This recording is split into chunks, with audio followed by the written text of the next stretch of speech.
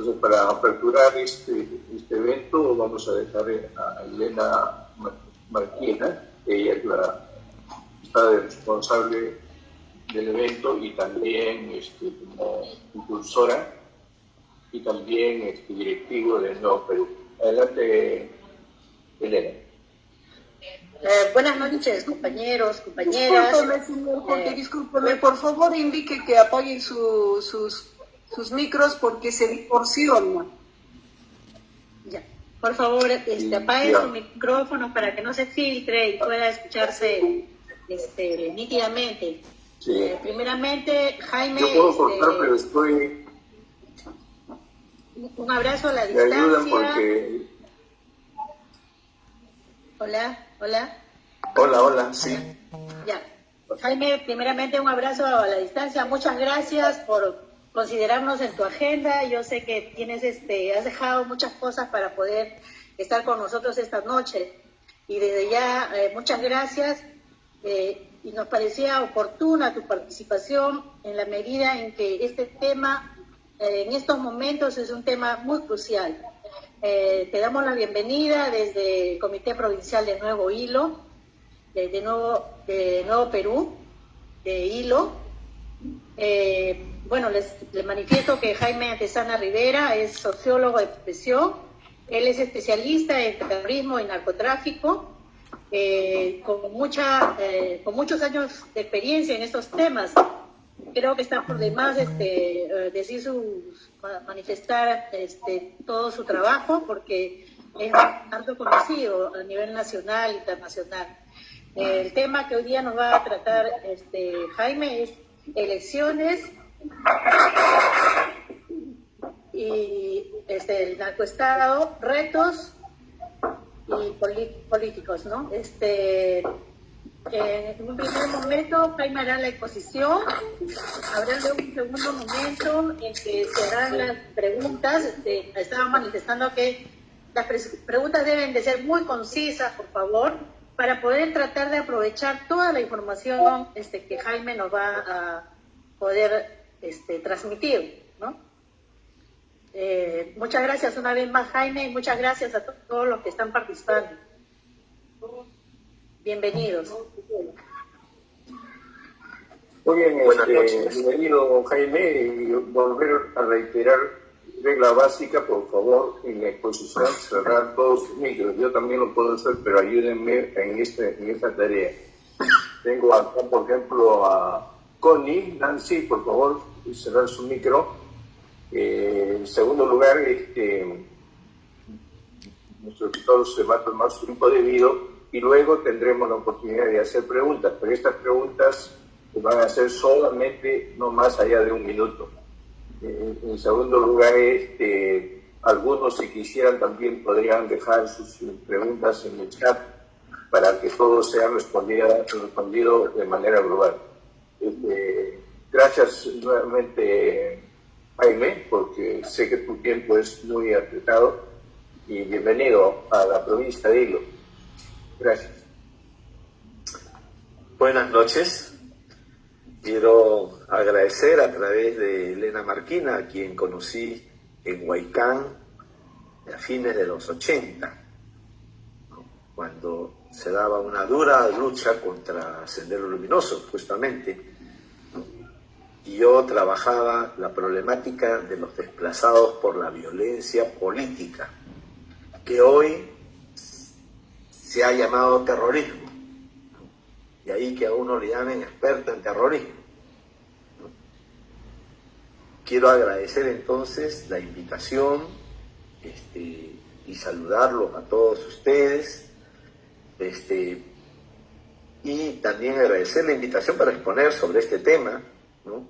Uno de los problemas estructurales de fondo del país, ¿no? Que ha sido desaparecido de la agenda política, ¿no? En los últimos, yo diría, exactamente son 5 años, ¿no? En el último lustro ha desaparecido prácticamente de la agenda estatal, ¿no? y en la narrativa mediática se ha quedado como un problema meramente policial. Las incautaciones por acá, decomisos por allá, ¿no? Pero desapareció como una problemática enorme que yo lo voy a tratar de empezar a rastrear muy sumariamente para que ustedes tengan una idea de la importancia que tiene en estas elecciones. Muy bien. El narcotráfico siempre ha estado vinculado a la política y al poder político, desde sus orígenes. Sus orígenes, según el libro de la historia de la corrupción, donde por ahí se toca algo sobre este tema, se ubican en la década del 30, en el gobierno del oncenio de Leguía. Y desde ahí se señalaba de que el narcotráfico auroral, ¿no?, emergente, tenía la protección del gobierno de Leguía. Que en ese periodo la droga salía por la costa peruana, por los puertos marítimos. Ya, pero ahorita estoy transmitiendo lo de Jaime Antesana de Moquegua. Cobijado en el poder del oncenio de Leguía. Ya. Chao.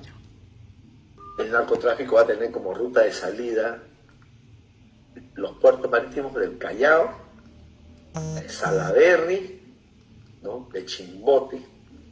Pero no es, después volverá a ser muy importante como ahora, el puerto de Hilo, ¿no? Pero vamos a ver por etapas. Yo he dibujado algunas etapas para poder ilustrar rápidamente esto. Solo quería destacar esto para que usted sepa que siempre está vinculado a la política. Mire, entre el 30 hasta finales del 40, ¿no?, va a surgir un primer personaje de la historia del narcotráfico que va a ser considerado el primer capo mundial de la droga.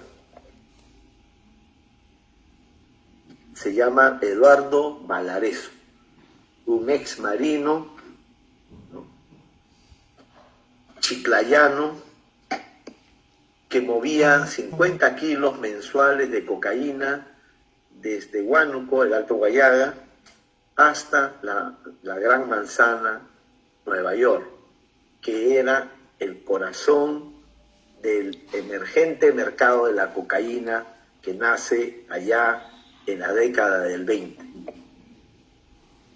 Eduardo Valareso se codeaba con las 5 familias italianas más importantes, según Paul Goldenberg, que hace el estudio precisamente de la cocaína en los Andes, ¿no?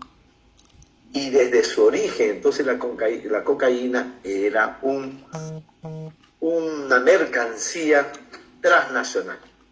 Podía elaborarse en Huánuco o en el Alto Guayaga, pero era exportada vía el puerto del Callao y otros puertos hacia Nueva York. Tuvimos en ese periodo de la década del 40, pero sobre todo en el segundo lustro del 40, al primer capo mundial del narcotráfico. Y tuvimos algo así como un cartel peruano que movía la droga entonces a los Estados Unidos. Eduardo Valareso fue el jefe de eso. Él va a ser detenido y su organización, tanto en Perú como en Estados Unidos, Nueva York, va a ser desarticulada en agosto del año 1948. Cuando las autoridades antinarcóticos de los Estados Unidos advirtieron de que este movía la droga, ¿no? Era el primero que movía la droga en barcos, o sea, en barcos mercantes hacia Estados Unidos.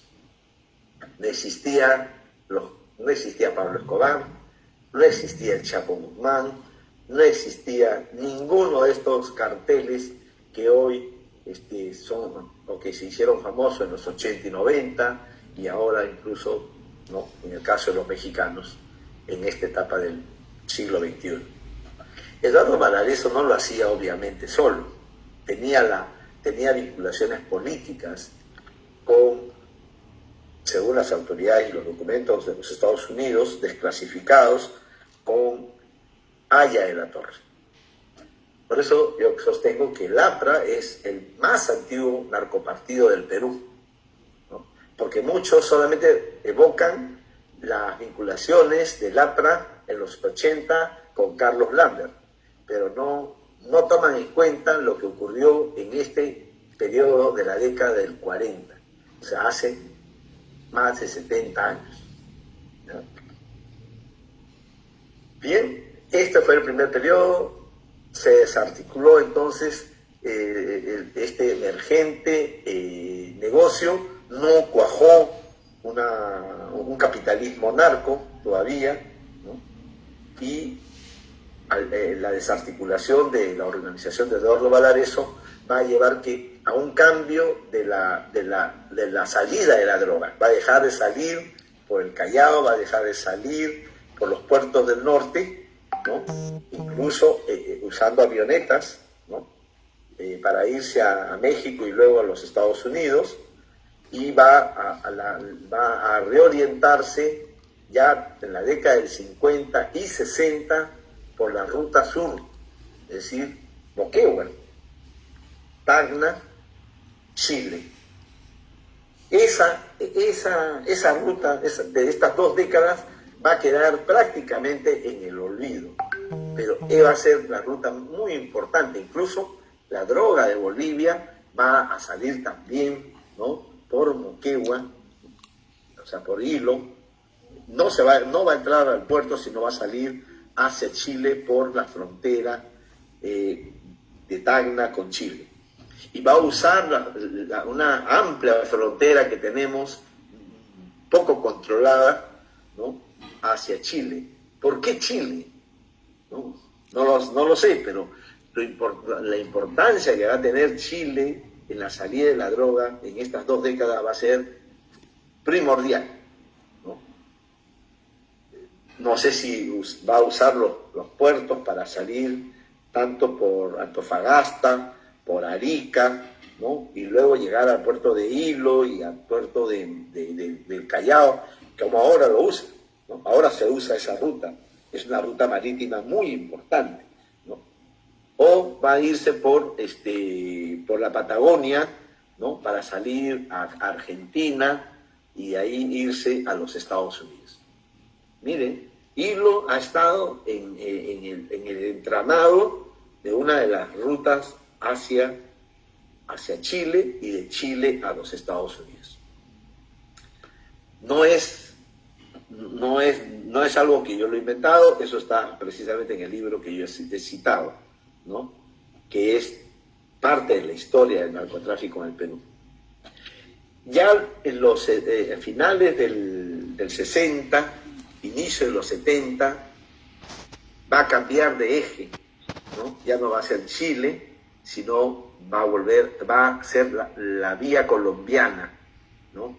Y va a aparecer Pablo Escobar llegando aquí al Perú, más o menos entre el año 1975 y 76.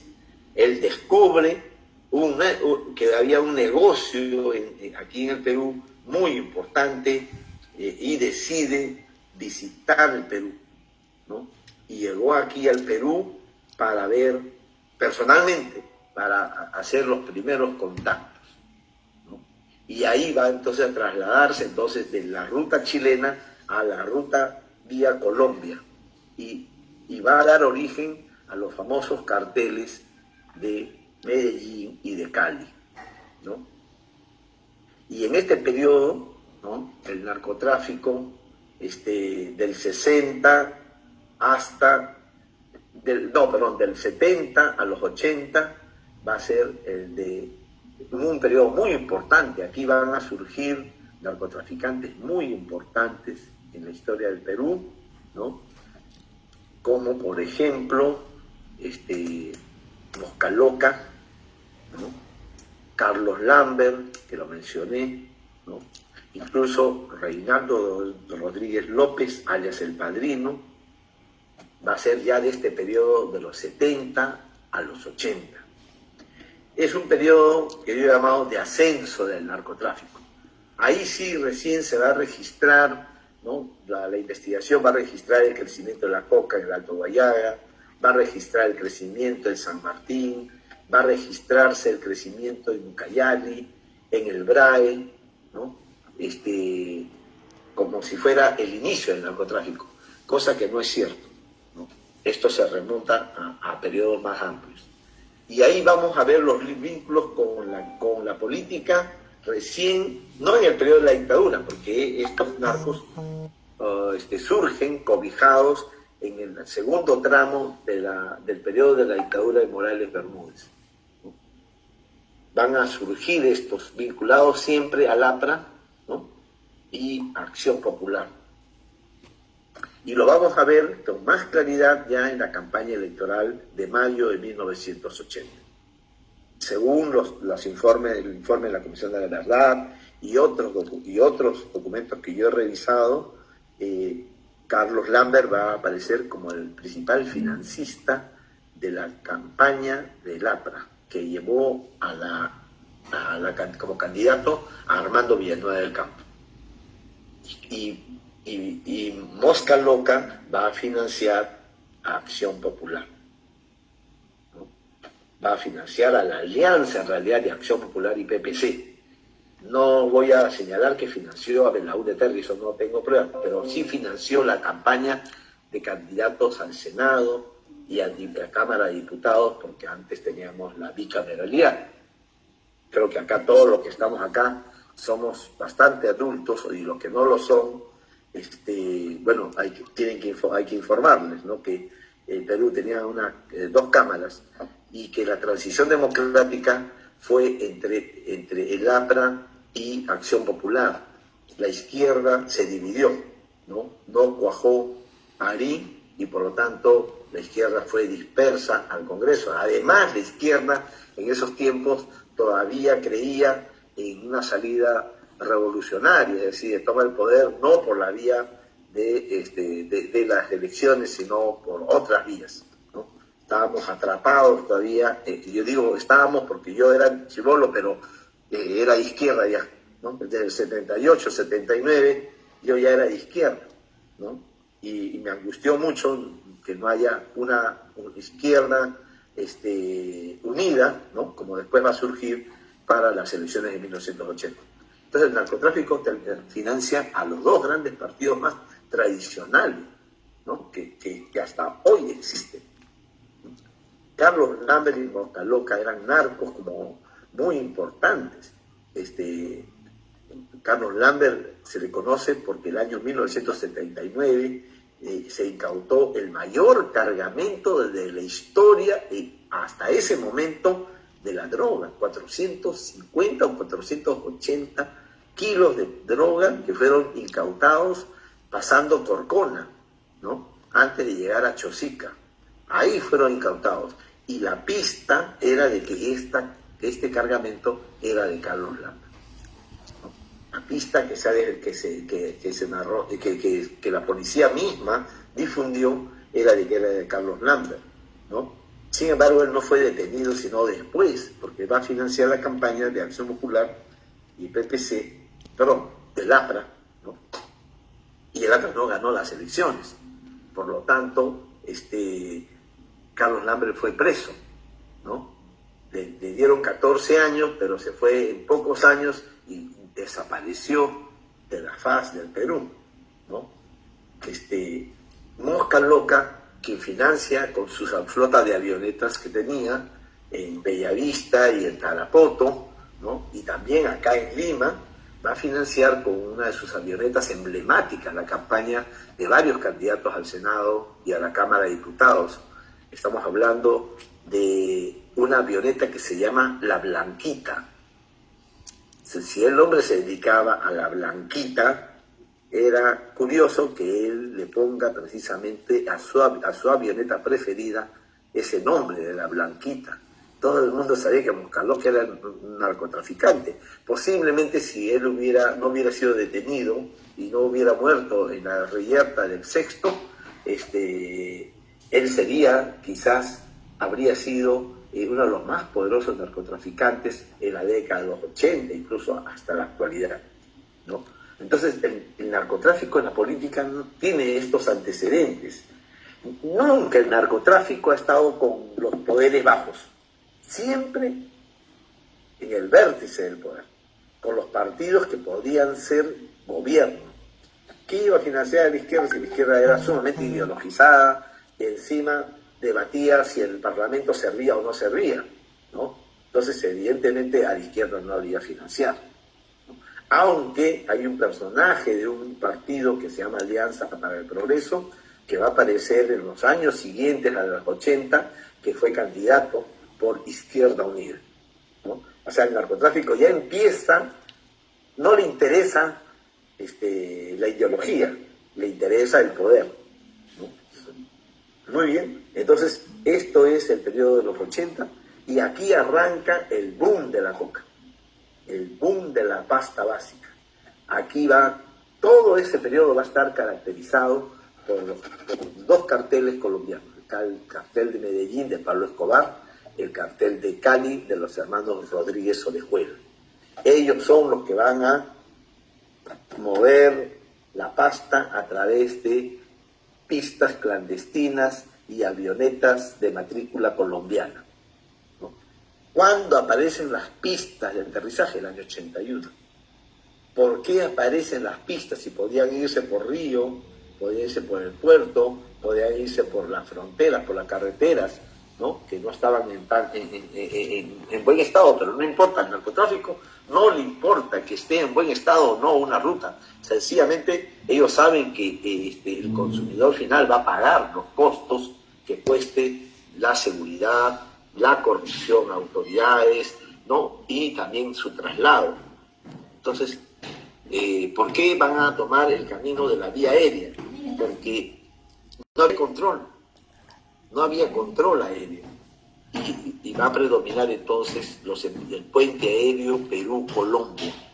Por eso que por el puerto de Callao salía por Chimbote, sí salía, ¿no? Por el puerto de Hilo también salía, pero no era predominante en los inicios del boom. ¿Por qué digo los inicios del boom? Porque vamos a llegar a tener el año 92 129.000 hectáreas de coca. ¿Cuánto tenemos hoy? No según las cifras oficiales, porque según las cifras oficiales tenemos 54.000 hectáreas de coca, ¿no? Sino según el informe de la Casa Blanca de los Estados Unidos, que emitió un informe en julio del año pasado, ¿no? Ahí se señala dos cifras.